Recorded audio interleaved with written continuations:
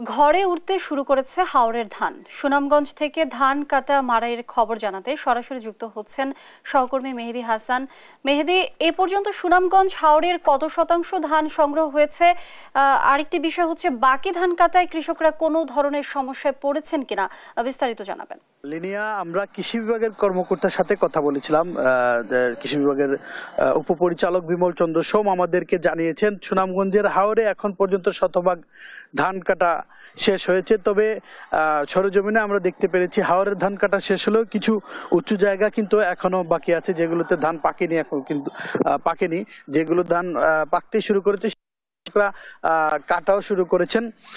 তবে কৃষকরা বলছেন আগামী এক সপ্তাহ যদি দিন এভাবে ভালো থাকে তাহলে পুরো ধান তারা ঘরে তুলতে পারবেন। আপনি জানেন যে সুনামগঞ্জ আসলে এই এক ফসলি এলাকা, এই বুড়ো ধানের উপর আসলে তাদের ভাগ্য নির্ধারণ হয়।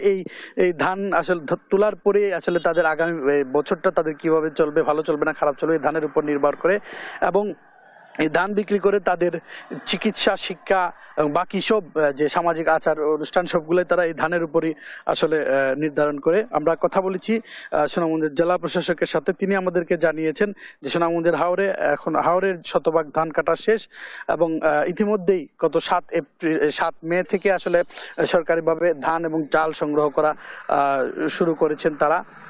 এবং তারা বলছেন যে যে সকল উঁচু জায়গায় ধান এখনো রয়েছে, সেই সকল এলাকার যে কৃষকরা আছেন তাদেরকে বলছেন যে ধান যাতে 80 ভাগ ধান যদি পেকে যায় সেই ধানগুলো কাটার জন্য তারা উৎসাহিত করছেন। এবং মেহেদী, ধন্যবাদ আপনাকে। দর্শক, সুনামগঞ্জ থেকে যুক্ত ছিলেন সহকর্মী মেহেদী।